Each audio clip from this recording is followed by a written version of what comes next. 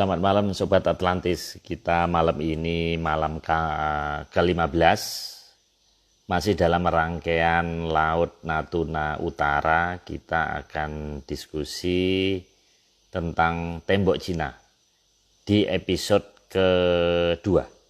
Di mana minggu lalu episode pertama kita bercerita tentang negara tirai bambu, masih membahas lautan.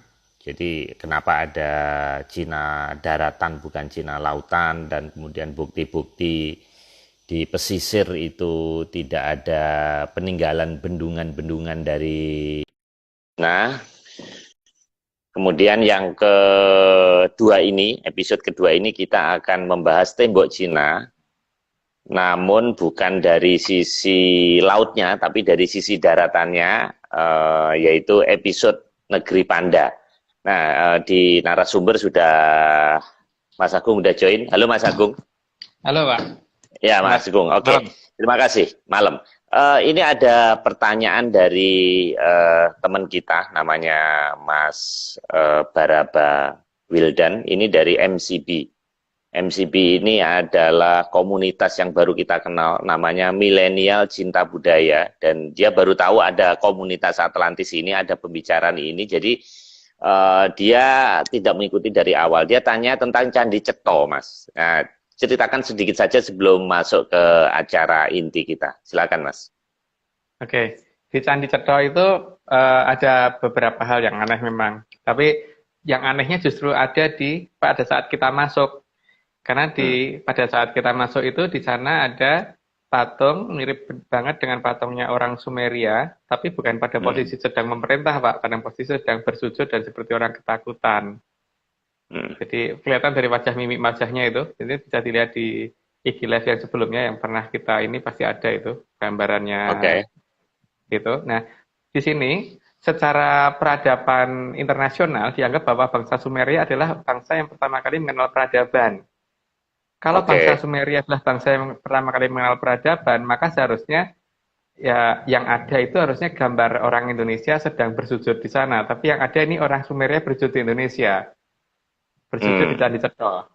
Itu artinya apa? Artinya berarti bangsa yang membuat peradaban pertama bukan Sumeria, tapi di sini, gitu. Jadi peradaban pertama harusnya ada di sini, bukan di Sumeria sana. Karena tidak ada gambar orang Indonesia sedang sujud di Sumeria, tapi ada gambar orang Sumeria sedang sujud di sini. Gitu. Nah, jadi mungkin atau ada kontak, Mas. Leluhur kita dengan Sumeria pernah ada kontak nggak? Ya, pasti ada kontak. Kalau tidak ada kontak, minimal tidak ada patungnya orang mereka di sini, Pak. Ada kontak, tapi bukan dalam kontak itu adalah posisi kita lebih tinggi derajatnya, gitu. Nah, jadi yang ditanyakan tadi, saya pikir jawabannya adalah itu, gitu. Jadi kalau dikatakan ada yang misterius dengan Candi Cetho, iya. Itu kan Cetho toh Pak, Cetho bahwa kita pemegang peradaban tertinggi gitu loh maksudnya, bukan Sumeria gitu. Oke Mas, itu kita nanti bahas di serial relief. Jadi kita nanti akan ada pembahasan tentang relief candi, di mana itu banyak mengandung petunjuk. Cuman malam ini kita selesaikan dulu episode tembok Cina. Nah, waktu kita sangat terbatas, di mana kita ada 21 slide. Ini yang pertama, kita lihat ini ada gambar lucu, di mana ada panda, tapi pandanya ini raksasa sama dengan harimau. Ini kungfu panda ini. Ini makna dari ini apa, Mas? Kira-kira? Maksud saya memberikan slide tersebut adalah untuk membangun suatu tembok yang cukup besar seperti itu kan berarti butuh power yang cukup besar, tenaga yang digunakan. Nah, kalau mereka ngomong bahwa negeri mereka adalah negeri panda, berarti kemungkinan mereka menggunakan powernya panda. Tapi kan lucu ya Pak ya, kalau saya belum pernah lihat panda itu disuruh-suruh menggotong benda berat, itu saya belum pernah lihat. Jadi ini misterius. Kalau mereka katakan sebagai mereka yang bikin, maka saya jadi nggak percaya. Apalagi di sini kan ada yang misteriusnya lagi kan, bahwa kalau misalkan mereka membuat suatu benteng dengan alasan menghindari serangan dari bangsa lain, maka pembangunan tembok itu harusnya selesai dalam waktu hitungan jam, hitungan tahun paling lama gitu loh. Bukan hitungan sekian dinasti. Ya, sekarang seperti misalkan yang sekarang yang terjadi saat ini deh, antara Cina dan India, antara Cina dan Taiwan gitu. Antara Hmm. Cina dan India, kalau misalkan karena apa ada jenjang persenjataan, ada perbedaan asimetris dalam pertahanan, Hmm. maka Hmm. seharusnya ketika India memesan jet Rafale dari Perancis, Dassault Rafale dari Perancis, maka tidak mungkin India mau terima kalau misalkan ya nanti saya kirim Dassault Rafale-nya tiga dinasti lagi ya gitu. Nggak masuk akal Ya, Pak. Seperti halnya ya. Taiwan gitu, memesan apa tuh namanya eh, pesawat F-16 Viper dari Amerika dan Hmm. torpedo yang bisa dipakai untuk menghancurkan kapal induk dan sebagainya. Nggak mungkin Taiwan mau dijanjikan kalau itu 500 tahun lagi gitu. Atau sekian Ya. sekian dinasti lagi. Nanti torpedonya saya kirim 3 dinasti lagi ya gitu kan. Itu nggak mungkin Taiwan mau. Kalau Taiwan dijanjikan seperti itu mesti malah mau cari dari Rusia gitu, dari bangsa lain. Jadi ini apaan gitu loh. Kalau misalkan mereka ngomong bahwa mereka itu dibangunnya tembok itu untuk menahan serangan dari bangsa Tartar, maka Hmm. serangan itu terjadinya kapan? Keburu bangsa Tartarnya masuk kalau sampai 3 dinasti, Pak. Satu dinasti Ya. itu berapa generasi gitu kan? Ya. Dan satu generasi itu Atau berapa tahun? ya. Dan alasan lain yang perlu dipertanyakan juga, Mas, peperangan itu kan ada titik-titik lemah. Jadi kalau kita lihat konturnya itu 8.000 sampai 9.000 kilometer, 8-9 kali Pulau Jawa itu kan eh, sangat panjang, sangat dan terjal. Itu tidak mungkin di seluruh titik itu terjadi serangan. Pasti ada misalnya mereka lewat sungai atau mereka lewat hutan-hutan yang datar. Nggak mungkin yang sangat terjal itu mereka bisa ngirim ribuan tentara Tartar untuk menyerang Cina. Jadi sebetulnya alasan membuat tembok Cina ini kalau untuk menangkal suku Tartar dari utara yang suku liar itu sebenarnya kan cukup titik-titik yang lemah saja kan Mas. Nggak perlu semasif itu kan. Nggak perlu sambung menyambung dengan rata gitu kan. Naik turun kontur kan nggak perlu gitu. Seperti kayak Mas Agung misalnya rapid test gitu, mau ke Bandung pergi, paling yang di stop kan di tol Cipularang kan nggak mungkin Mas Agung bawa logistik mau perang terus ngelewatin pegunungan yang terjal itu kan nggak mungkin. Nah kalau naik kuda itu kan juga terbatas kan. Nah kalau kita lihat kan suhunya ekstrim, kemudian bahkan di Mongolia itu bisa sampai minus 20, 30 di perbatasan itu kan. Jadi kalau dia membuat apa namanya masif yang begitu itu agak aneh juga ya. Gimana menurut Mas Agung itu? Memang nggak masuk akal. Tadi itu ada pertanyaan dari Mbak Devina, apakah mungkin mereka dibantu oleh hewan kayak mamut atau sejenisnya, mungkin dinosaurus? Mungkin jawaban dari saya adalah mamut sama dinosaurus itu sudah punah sebelum tembok China jadi, gitu. Sebelum tembok China dibangun. Jadi nggak mungkin dibantu sama itu, gitu. Oke, ya untuk yang Pak Marus katakan tadi, itu kan dalam membangun beteng itu seharusnya juga ada daerah-daerah yang tidak perlu dibangun beteng gitu kan sebetulnya, karena Iya, ada daerah yang tidak perlu sangat-sangat kan. terjal gitu. Sudah Ha-ha. tidak Itu mungkin itu. dan di situ juga jika tidak mungkin kita menggunakan hewan yang lebih besar lagi untuk membantu pembangunan di situ karena Hmm. sangat-sangat tinggi gitu loh. Jadi tidak logis. Jadi sebenarnya ini misterius. Ini sebenarnya yang bangun siapa sih? Yang Cina? Ah, nggak mungkin gitu kan. Kalau yang bangun Cina, powernya apaan gitu. Kalau misalkan mereka maksain panda itu kayak nggak akan bisa itu. Kalau mereka maksain hewan yang lebih besar daripada gajah, maka seharusnya ada tradisi pemeliharaan hewan tersebut di daerah itu yang cukup masif. Ya, Karena itu 8.000 ya, kilo, Pak. Minimal ya, per 50 kilometer sekali ada hewan yang mereka pelihara dalam jumlah yang sangat besar. Tertinggal sampai ya, dengan hari ini. Ya oke, minimal 200 kilo ya, sekali deh. ya. Gitu. Gitu, Pak. Itu ini Mas, sebenarnya ada dua pertanyaan. Satu siapa yang membangun, kemudian kedua tujuannya apa iya itu gitu. Karena untuk mencapai itu pun itu nggak usah kita perang. Dalam keadaan damai pun ngerekoso. Dan itu nggak mungkin kuda itu oh, itu pegunungan yang luar biasa dan batu.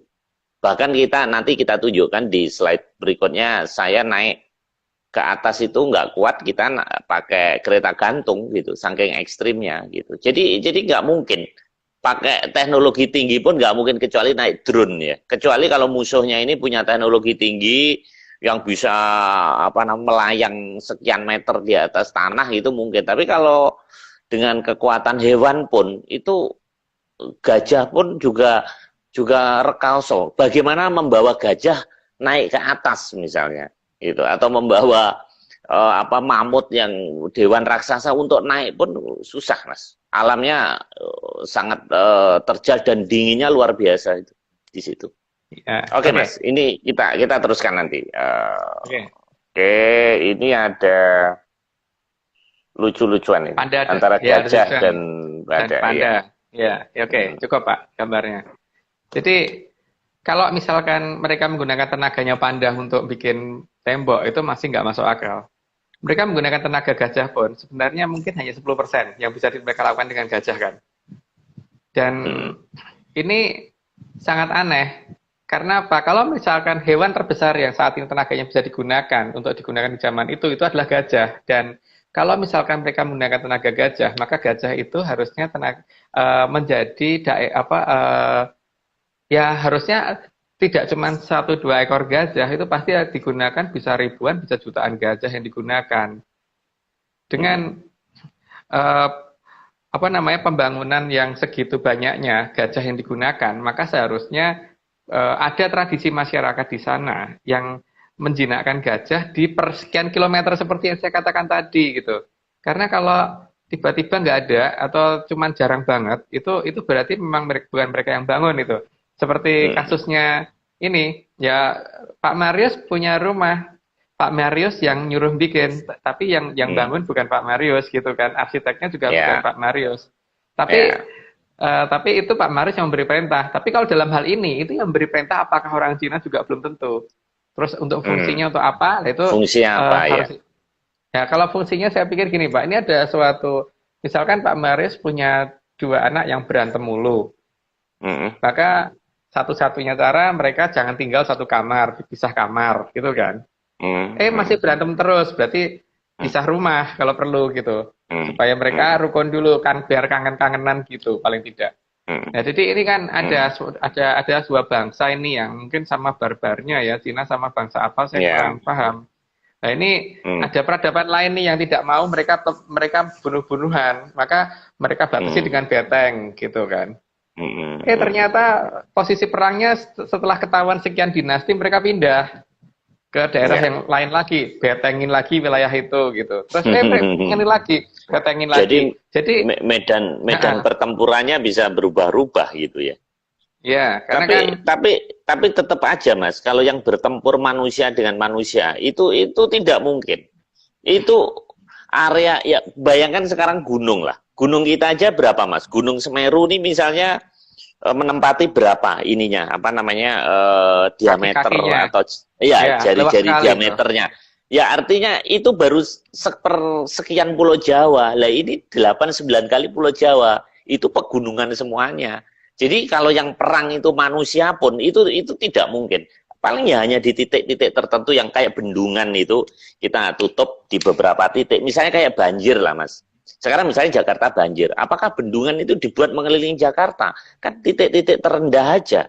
Nggak mungkin yang titik ekstrim itu nggak mungkin gitu. Seperti medan yang luar biasa sulitnya. Ini ada catatan dari apa namanya yang mengatakan bahwa dibangun 2000 tahun. Memang 3 dinasti, bukan 3 generasi.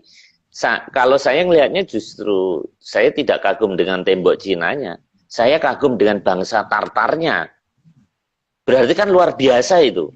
Yang men-trigger dia kalau itu benar gitu. Maksudnya suku liar. Kalau dalam cerita Kopeng Ho itu kan bangsa Han. Bangsa Han ini kan yang kebudayaannya tinggi. Sementara suku sana dari utara itu suku liar. Katanya gitu nih dalam cerita suku liar. Nah, suku liar ini sering mengganggu gitu. Tapi kalau melihat seperti itu bisa dilihat di YouTube deh, atau nanti ada sedikit gambar. Itu tidak mungkin peperangan antar manusia di zaman itu yang hanya tombak dengan tombak itu sampai kecuali memang dulu memang untuk wisata alam ya. Jadi misalnya raja-rajanya sering berpesiar, terus traveling, ya kayak seperti sekarang lah, traveling dari daerah ke daerah mungkin ya. Tapi kalau hanya untuk peperangan itu tidak mungkin. Itu digelundungin batu aja udah mati semuanya di bawah. Jadi misalnya naik gitu kayak climbing dia dari atas diturunin gitu udah. Jadi ada perlu kayaknya penelusuran Menyan. Kayaknya Mas Agung harus ke sana untuk membakar Menyan itu di sana itu. Oke, begini Pak. Oke.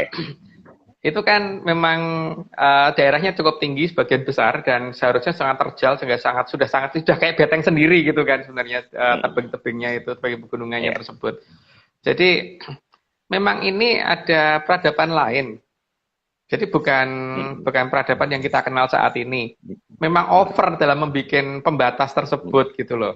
Sehingga dalam perhitungan mereka semua tempat yang memungkinkan bisa menjadi perang saudara itu ditiadakan semua gitu loh. Dan berarti ini pembangunan bukan diadakan oleh manusia zaman dulu yang kita kenal gitu. Jadi ini ada peradaban yang hilang yang membangun itu gitu. Jadi bukan orang Cina atau orang mana, tapi sekian persen pasti ada bantuan dari peradaban sekitar wilayah itu.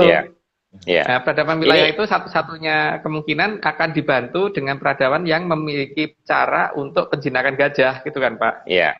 Ini ada apa namanya yang menulis nih netizen kita, jangan-jangan perang lawan raksasa karena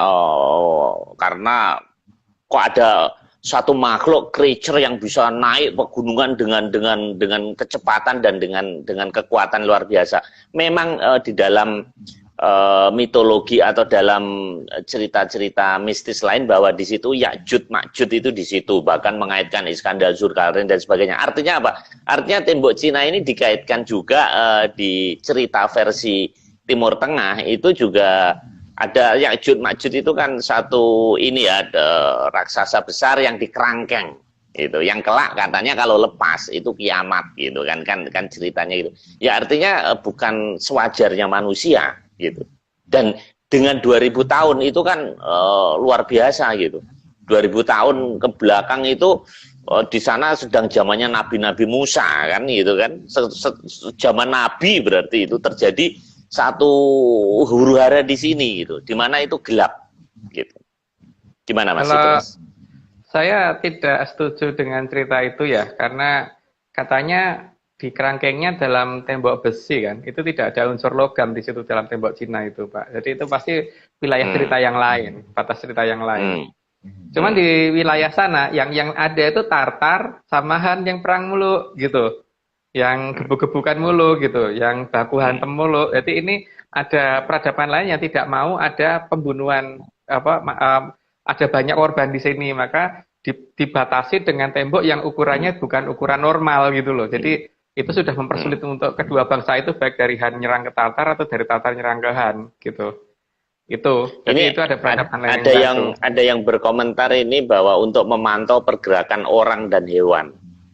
Jadi kalau untuk memantau pergerakan orang dan hewan itu paling tidak di atas itu juga ada tempat-tempat yang bisa dijadikan markas, terutama daerah itu harus ada sumber air. Nah di sini masalah sumber airnya nggak ada yang di sekian kilometer. Memang kalau misalkan bawa kuda sekalipun, aduh nih Mas Timi telepon. Oke. Bentar, aduh nih di stop nggak bisa sih. Oke. Apa namanya? Jadi kalau misalkan kita beranggapan bahwa itu untuk pengamatan, maka pengamatan itu seharusnya ada tempat yang nyaman untuk ngamatin, bukan tempat yang cuman seperti itu gitu loh. Jadi apa namanya, nggak logis gitu loh menurut saya loh, sangat tidak logis. Ya. Ini kita teruskan gambar berikutnya, ini gambar gajah Mas. Gajah itu gajah Sumatera Pak. Kan tadi kita sudah ngomong bahwa gajah Sumatera gajah, kemungkinan sebesar hewan yang mereka digunakan untuk membantu, yang logis ya, bahwa itu ternyata juga tidak sampai 10% yang digunakan, itu adalah gajah. Dan gajah ini di beberapa negara yang mempunyai tradisi penjinakan gajah, salah satunya di Indonesia.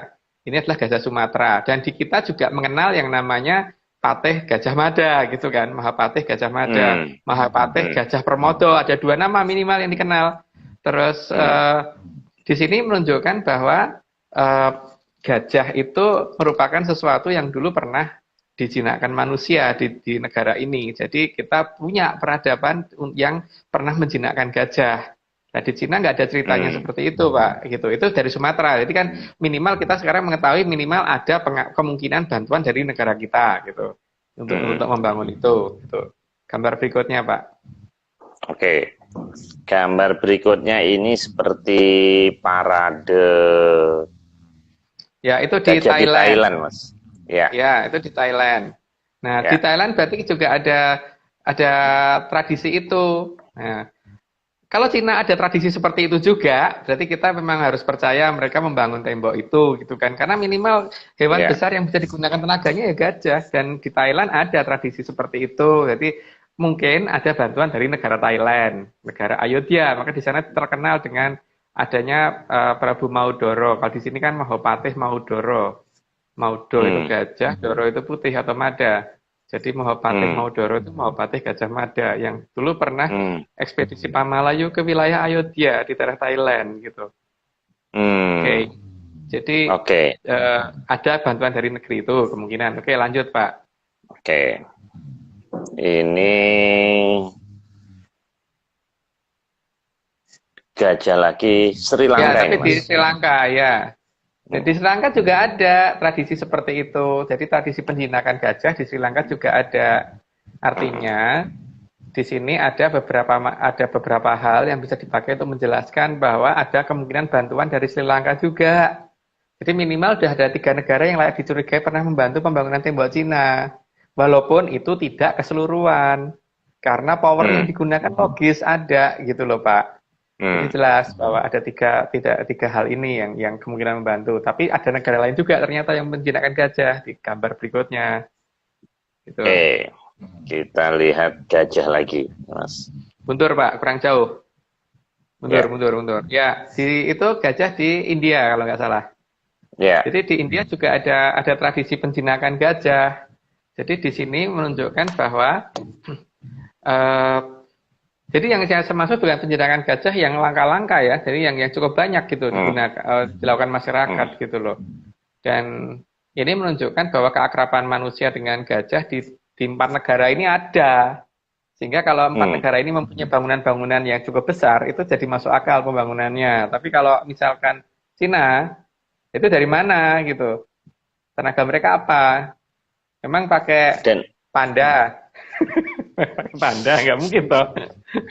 Makanya negara mereka bukan negara tembok Cina, negaranya kan negara panda atau negara tirai bambu gitu kan. Ya. Nggak mungkin ada panda untuk bangun itu gitu. Karena panda itu dengan bambu kan berdekatan gitu kalau hidup mereka. Iya. Ya, makanannya panda tembok bambu kuning. Iya. Dan gajah itu bisa dididik Mas ya. Bisa diajarin ya. Iya, bisa. Kalau panda kan susah Pak, malah yang ada tidur aja gitu.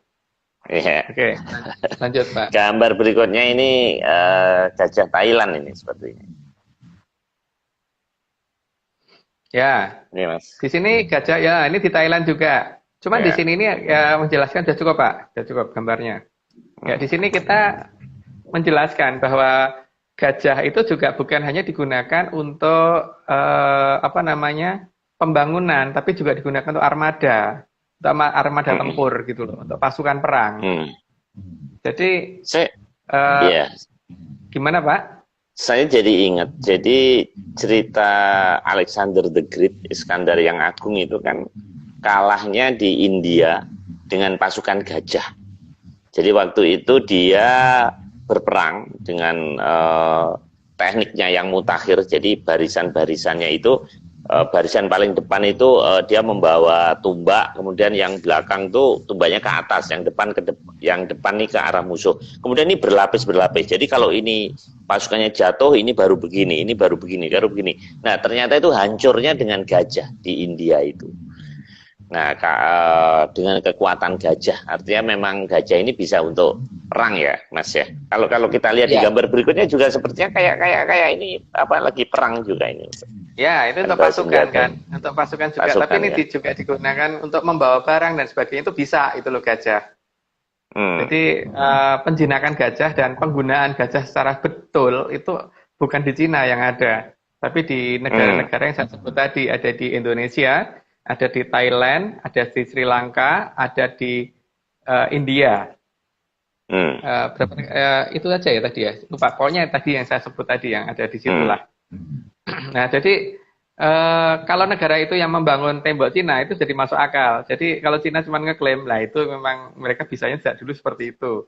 Tapi paling Hmm. tidak, berarti seharusnya kita harus mulai mempertanyakan sebenarnya Hmm. di zaman dulu betul nggak sih Cina itu yang bangun tembok? Ya nggak percaya. Untuk hal itu kita harus teliti ulang. Tidak boleh gugon Tuhan, Pak. Ini namanya sains, jadi tidak boleh langsung di dawuh gitu, nggih gitu nggak boleh. Jadi ya nggak harus dipertanyakan hal seperti itu, gitu. Iya, iya, iya, Gambar, iya, iya, iya. gambar Berikutnya berikutnya. ini padang pasir ini. Ya, di sini kan gajah itu kan termasuk hewan yang sering berendam. Berendam Hmm. itu kan bisa untuk mematikan kutu ya. Selain berendam juga sering minum ya Pak. Dia juga Ya. bukan hewan di daerah panas. Jadi kalau dia dipekerjakan di daerah panas, minimal seharusnya di sekian ribu kilometer beteng yang melewati daerah gurun, itu harusnya di situ harusnya ada tempat penampungan air yang disediakan. Karena itu diperlukan untuk gajahnya minum. Bukan hanya gajahnya, Hmm. orangnya juga perlu Pak. Ini nggak ada. Jadi kan jelas yang bangun siapa gitu. Ini ada bantuan dari sesuatu yang tidak butuh air. Yang tidak Ya butuh itu. Jadi itu ada sesuatu yang membantu menggunakan peralatan yang sebenarnya sudah maju, tapi itu bukan bangsa Cina. Gitu. iya. Memang penggunaannya itu kan terjal ya. Kalau kita lihat, memang ada beberapa kilo itu ada pos sih. Ada pos kotak-kotak gitu, ada pos. Tapi kalau air memang susah. Di sana itu kalau ngelihat alam kayak gitu ya.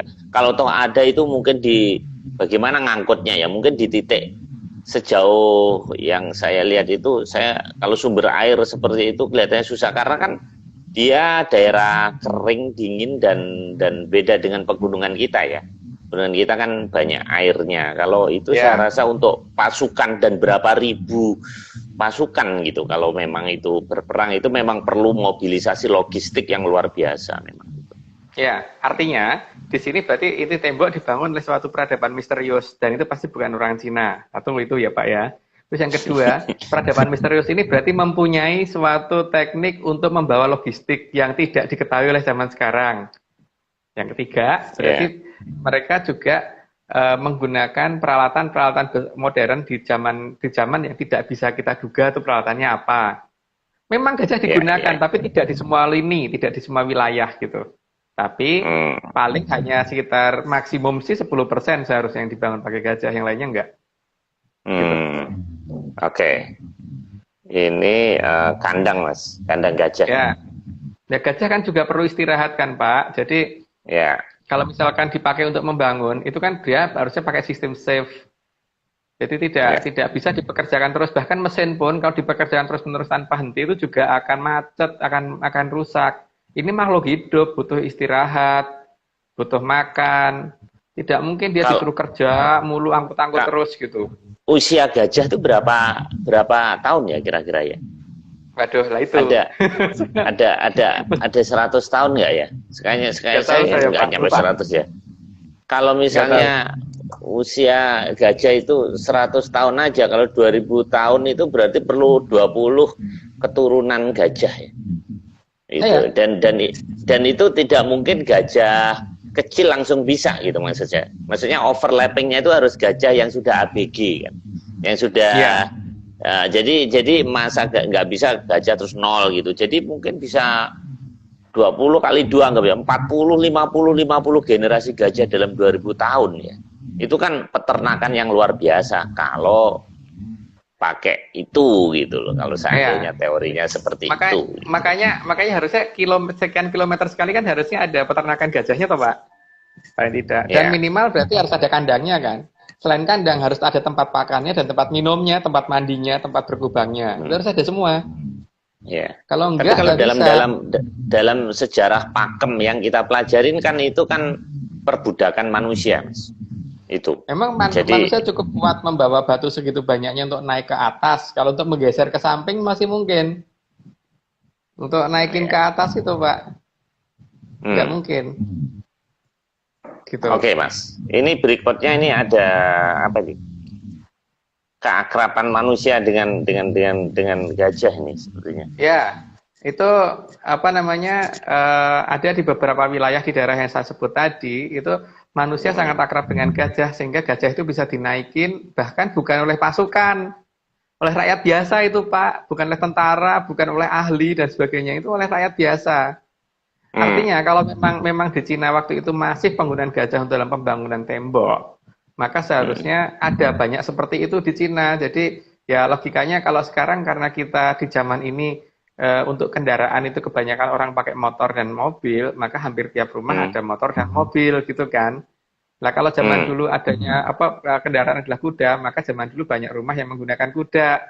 Kalau Hmm. misalkan zaman dulu di wilayahnya mereka karena eh, transportasi dan pengangkutan alat-alat berat itu menggunakan gajah, karena untuk membangun ribuan kilometer tembok, ya Hmm. seharusnya ada banyak rakyat yang sampai dengan hari ini masih menggunakan gajah untuk transportasi. Seperti di Arab lah, Pak, paling tidak yang namanya onta masih digunakan, Ya. gitu. Hmm. Kalau kita kuda mungkin, Mas ya. Iya, ini kan enggak. Berarti kan ini Ya. siapa gitu. Ya. Ini siluet Nah, simbol agak gajah mundur, ini. Pak. Agak mundur. Agak mundur. Nah, Ya. silat gajah. Di sini kan karena Ya. keakraban manusia dengan gajah tadi, maka kemudian gajah Ya. itu jadi masuk ke memori banyak orang sehingga kemudian jadi karya-karya seni, bisa menjadi siluet, bisa menjadi gambar, bisa menjadi lukisan, bisa menjadi apapun termasuk ukiran dan sebagainya gitu.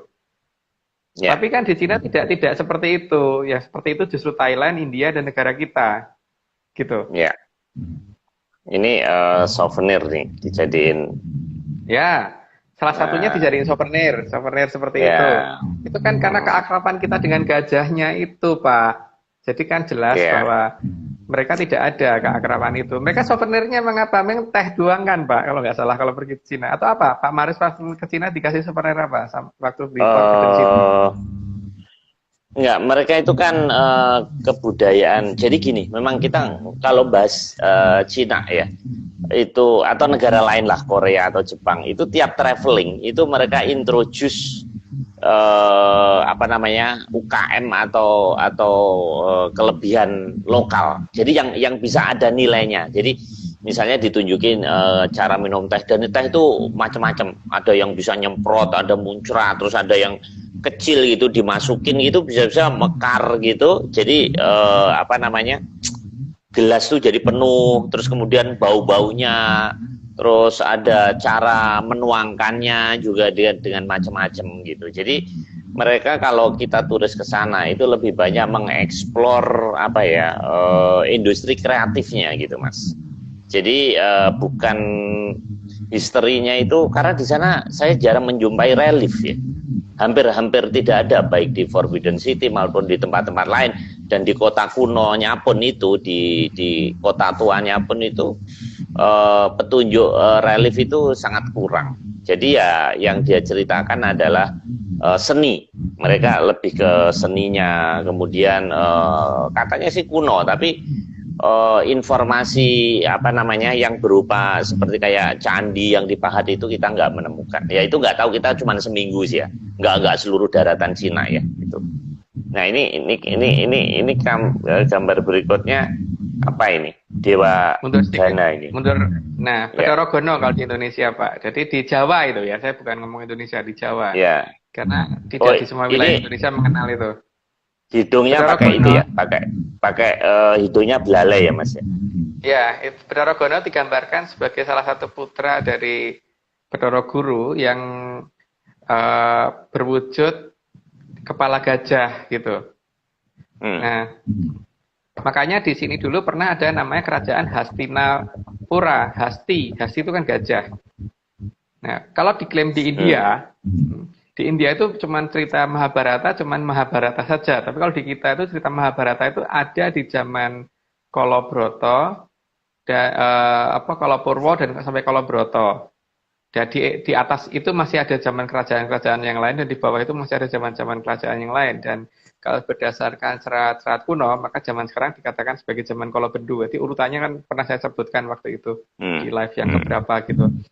Nah, di sini keberadaan Bathara Gana itu menunjukkan bahwa kita mengenal dewanya gajah gitu. Jadi paling tidak kita juga ngerti cara menjinakkan gajahnya, karena kita mengenal dewanya gajah. Dan ini dewa yang ditunjukkan di sini, kalau di Jawa dalam cerita kuno itu kemudian nantinya kan berhasil diruat menjadi seorang dewa yang ganteng banget, yang akhirnya tukang membawa wahyu itu sang sang dewa Moho Iswara atau sang Maheswara, Bathara Maheswara gitu. Oke. Ini di India ini Ganesha ini Mas. Sepertinya ini ya Ganesha ini. Ya, itu kalau di India mereka mengenal dengan Dewa Ganesha. Jadi itu menunjukkan juga bahwa India ada tradisi penjinakan gajah juga. Gitu. Jadi tidak di Cina nggak ngerti deh. Adanya seperti apa gitu. Tradisi penjinakan gajah itu sampai yang didewakan seperti itu ada tidak? Saya tidak pernah menemukan itu, atau mungkin saya yang kurang bacaan, saya nggak ngerti. Tapi yang jelas saya tidak menemukan pola seperti itu. Tapi bisa jadi Mas itu kuda juga bisa membantu kan? Kuda bisa mengangkut. Nggak akan kuat. Kurang Pak tenaganya kalau kuda. Untuk segitu banyaknya dan di segitu panasnya ya. Udara dan segitu dinginnya. Ada yang segitu dinginnya, segitu panasnya, dan segitu tingginya. Dan tanpa ada kandangnya, tanpa ada tempat minumnya. Gitu. Jadi kurang. Tapi memang mungkin ini satu misteri juga ya yang harus dieksplor ya. Mungkin kita mempelajari sejarah ini memang kurang karena dia masuk dalam keajaiban dunia ya. Bahkan dari bulan katanya kelihatan Mas itu tembok Cina itu katanya garisnya kelihatan. Gitu. Ya, saya belum pernah ke bulan Pak, jadi belum bisa jawab iya dan tidaknya. Nggak gampang bisa ngomong iya dan percaya gitu loh Pak. Jadi, iya. Ini lucu banget ini Mas. Ini panda. Gemes. Ini panda gemesan, panda gemesin. Nah di sini kan kalau kita melihat panda itu adalah hewan yang kalau setelah makan itu kebanyakan tradisinya mereka adalah tidur, bukan kemudian keluyuran apa-apa gitu, enggak. Jadi kalau misalkan mereka menggunakan panda untuk bangun tembok itu nggak mungkin banget. Beda dengan beruang Pak ya. Kalau beruang memang masih bisa digunakan tenaganya, tapi pelatihan beruang itu belum pernah saya nemu untuk dilatih untuk ngangkutin barang, itu belum pernah. Kalau gajah jelas ada, kuda jelas ada, keledai ada, iya kan? Monyet masih ada gitu loh. Tapi kalau panda saya belum pernah nemu, karena rata-rata panda itu termasuk hewan yang males gitu kalau saya lihat. Jadi itu simbol. Itu memang satu-satunya hewan yang ada di Cina sih. Jadi dia pakai itu mungkin sebagai simbol ya atau lambang gitu. Memang. Ya tapi berarti mereka tidak mengakuin bangunannya yang lebih besar Pak. Mereka hanya mengakuinya negara tirai bambu dan negara panda. Berarti bangunan yang besarnya tidak mereka akuin kan, Bapak? Jadi memang bukan mereka yang bikin kan? Seharusnya kan kalau satu-satunya hewan yang ada di negara itu adalah panda, dan satu-satunya bangunan yang ada di negara itu adalah tembok Cina. Tembok Cina. Mereka harusnya ngomongnya negara mereka adalah negara tembok Cina atau negara panda, gitu kan? Bukan negara tirai bambu, karena tirai bambu itu di semua negara ada, Pak. Iya. Nah, tirai bambu di semua negara ada, tapi kalau negara tembok Cina nggak ada. Jadi mereka nggak mengakuin sendiri loh, Pak. Bukan kita yang ngomong bahwa ini loh, mereka sendiri nggak ngakuin kalau yang bangun mereka. Bukti dari istilah itu sendiri ya. Oke, kita lihat Great Wall. Nah, ini tadi. Ini kalau dilihat ini ya ini saya zoom. Ini kayak tembok batu bata, Mas. Ini jadi memang Batu kali, materialnya Pak. tuh kecil-kecil. Iya, batu. Dan ini Batu kali. ya nggak mungkin batu bata memang, karena kalau batu cetakan, makanya kalau ini cetakan manusia batu bata buat rumah ini pasti hancur, nggak mungkin ribuan tahun kena panas hujan. Sedangkan tembok kita rumah aja tanpa atap itu bisa hancur itu. Nah ini perhatikan kayak gini. Ini foto asli, bukan dari internet mas ini mas. Nah ini kita lihat, konon ini pasukan memanah, jadi dari sini katanya untuk mengawasi musuh gitu. Nah terus kalau kita lihat terjalnya kan luar biasa tuh, coba kayak gini nih nggak akan ada ini lihat ini nggak akan bisa manusia naik ke sini dengan kemiringan hampir 90 derajat. Ini nggak, kalau perang ini digelundungin batu aja mati, nggak akan mungkin bisa nyebrang. Artinya kalau tahu nyebrang mungkin di sini nih, mungkin di titik, maksud saya tuh di titik-titik ini nggak mungkin dia bisa melompat di ekstrim seperti ini itu memang. Nah kemudian di zaman modern apalagi kita nggak kuat untuk naik, makanya kita pakai kereta gantung. Kemudian nah ini yang saya maksud, ada pemberhentian ini, jadi masuk ini dilobangin, nggak tahu ini lubang asli atau lubang sekarang, saya nggak ngerti. Nah ini kereta gantung masuk, terus nanti ada tangga, kemudian kita muncul di sini, di situ tuh, jadi sebagai stopover. Nah dari semua ini itu tidak ada relief yang kita jumpai, tapi kan ini kita baru satu titik, kita nggak tahu dalam 8.000 itu apakah ada relief, dan kalau ada relief mungkin kita memudahkan untuk sebagai petunjuk mas ya, untuk analisa ya, bagaimana cerita saat itu ya, gitu ya. Ya, kalau ada relief kan pasti yang bikin relief juga pasti pakai ada pesan sponsor Pak. Mesti dalam sekian ribu kilometer mungkin sekian sentimeter persegi akan kelihatan dari bahwa yang bangun bukan mereka. Maka rajanya mungkin nggak berani kalau ini ketahuan. Sehingga mungkin nggak usah pakai ada relief supaya nggak ketahuan aslinya siapa yang bangun gitu. Dan mungkin yang bangun juga nggak mau ketahuan. Karena itu jelas di daerah-daerah seperti itu nggak mungkin dibangun oleh manusia dan peradaban normal. Itu pasti ada sesuatu yang lebih tinggi. Ada bantuan dari Wonderland istilahnya kalau seperti itu.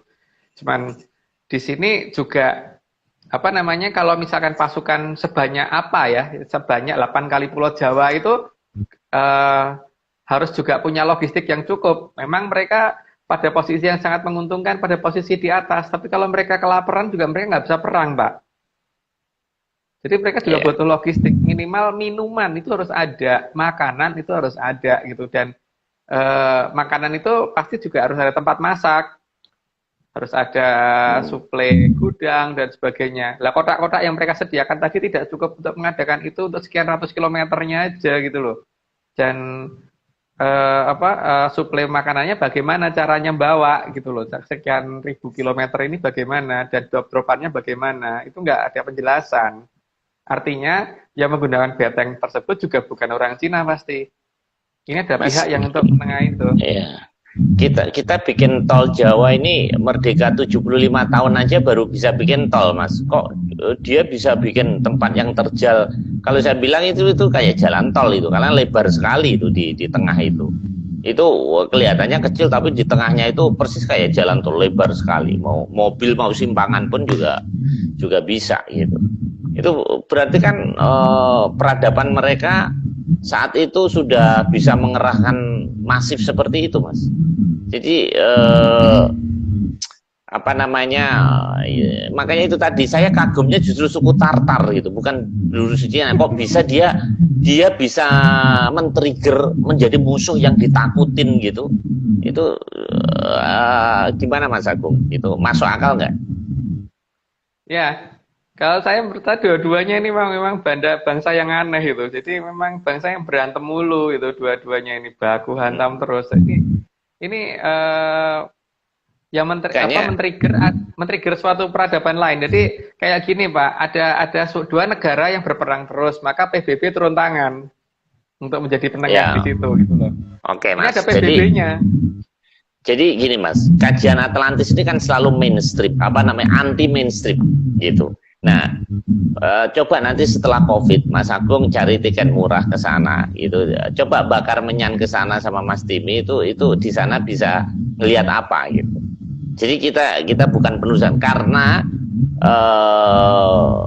jadi waktu kita ada rombongan ke sana itu katanya kesurupan gitu loh. Dia ngelihat bahwa banyak jejak pertempuran. Jadi ada roh-roh yang belum tuntas karena peperangan di situ itu katanya jumlahnya ribuan. Nah, dia merasa terganggu gitu loh, Mas. Nah, itu kan juga bisa jadi petunjuk kan untuk menelusuri bener gak itu yang tadi roh leluhur itu. Gimana itu, Mas? Itu kata dia. Katanya gini, Pak, saya sebagai orang Jawa itu tidak bisa langsung begitu saja percaya. Jadi pada dasarnya dalam meneliti suatu kasus yang berhubungan dengan sesuatu yang tidak bisa dibuktikan, itu ada 3 dasar yang selalu kita gunakan. Yang pertama, berarti kalau misalkan dia mengaku bertemu dengan roh yang ada di zaman tersebut, berarti dia harus menguasai 3 hal. Yang pertama adalah bagaimana dia menjelaskan bagaimana cara menulis di zaman tersebut. Karena pasukan itu pasti bukan orang buta huruf, Pak. Karena seperti zaman sekarang aja, tukang bakso, tukang becak, dan sebagainya itu bukan orang buta huruf. Walaupun dia bukan presiden, dia bisa ngajari baca tulis. Gitu kan? Itu yang pertama. Yang kedua, dia harus ngerti bahasa di zaman itu. Jadi kalau dia memang hidup di didatangin oleh roh yang hidup di zaman itu, maka minimal sekali adalah dia bisa bicara dengan menggunakan bahasa di zaman tersebut. Gitu. Karena walaupun seperti yang saya katakan tadi, misalkan 5.000 tahun lagi ada orang bertanya ke Pak Marius pasti bisa menjelaskan bagaimana menulis di zaman Pak Marius dan bagaimana cara membaca tulisan tersebut dan bagaimana cara bicara dengan menggunakan bahasa di zamannya Pak Marius sekarang ada kan. Walaupun Pak Marius bukan kepala negara gitu loh. Walaupun walaupun bukan berada di pemerintahan pusat. Terus yang ketiga, berarti orang tersebut walaupun dia bukan seorang raja, tapi minimal harus mengerti yang namanya ibu kota negara ada di mana.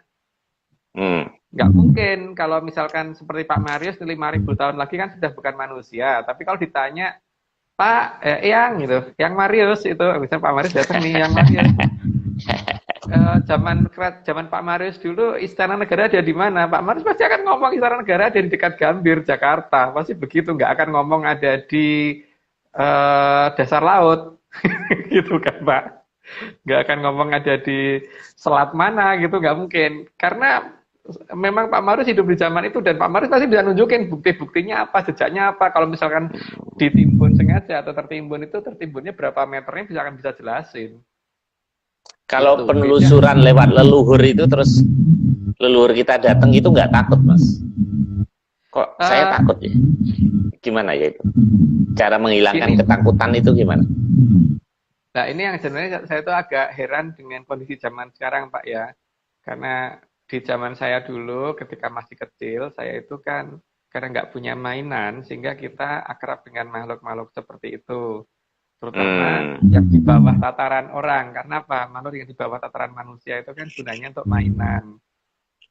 Nah, jadi sangat aneh kalau, kamu kalau ketemu makhluk seperti itu nanti harus mengadakan perjanjian. Loh, perjanjian gimana? Kalau misalkan kita pelihara ayam, itu memang kita harus berjanji dengan ayam itu. Kamu ikut saya, nanti kamu gini kan enggak. Kalau bego saja kalau orang mau berjanji dengan ayam gitu. Atau orang pelihara kambing kan nggak mungkin.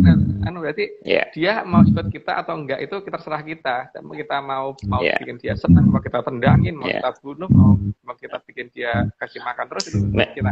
Nah, pada dasarnya gini, Pak, saat ini jenjang perbedaan antara makhluk di bawah tataran manusia dan makhluk yang di atas tataran manusia ini tidak ada penjelasan. Menurut saya loh, kalau ada ya terserah. Tapi kalau misalkan ada penjelasan, maka seharusnya manusia itu bisa membedakan ini dari tataran di bawah kita atau di atas kita. Kalau di atas kita nggak mungkin membuat orang jadi sebel, nggak mungkin bikin orang jadi nggak senang, itu nggak mungkin banget. Seperti gini aja, Pak Marius kalau ketemu anak kecil, walaupun bukan anaknya, pasti yang ada tuh pengennya nggodain, gendong dan sebagainya, nggak mungkin bikin anak itu nangis. Walaupun itu bukan punya Pak Marius. Ingat jarak kita dengan anak balita itu baru berapa puluh tahun, lah beliau dengan kita tuh jaraknya berapa ratus tahun, bahkan ada yang ribuan tahun. Mana mungkin dia tega bikin kita takut? Yang ada malah beliau itu pengen bagaimana supaya kita nggak takut. Kalau kita sampai takut berarti ketemunya bukan itu.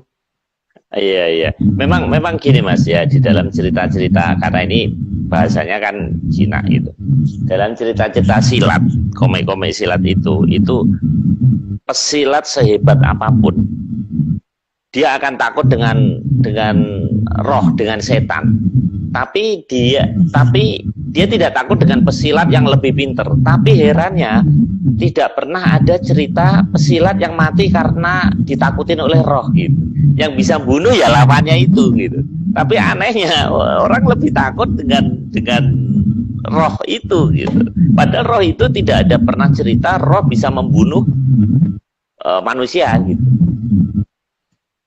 Maksud sih Pak, kayaknya ada deh cerita tentang apa siluman rubah putih dan sebagainya itu yang makan jantungnya orang itu di Cina. Ada deh Ya Pak. itu cerita, tapi kenyataannya itu nggak ada. Jadi yang membunuh kita itu ya sesama manusia, tidak ada roh bisa membunuh manusia gitu. Tapi kita takutnya dengan penelusuran, pada saat melakukan penelusuran itu kita takut gitu, takut tersesat gitu. Ada kiat-kiatnya nggak Mas? Ya yang pertama ya harus bisa ngeliat dulu Pak. Pertama ngeliat dulu, bisa dengerin, bisa ngeliat, jadi bisa bedain.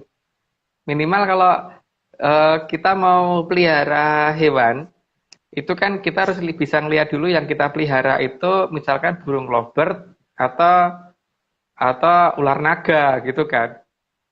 Kita mau pelihara kucing atau pelihara harimau, kita harus minimal mata kita ngeliat dulu dong. Kalau kita mau pelihara kucing tapi suaranya haum gitu, minimal nggak bisa ngeliat, tapi denger suaranya aja gitu, ini jelas nggak layak dipelihara kan. Gitu Pak.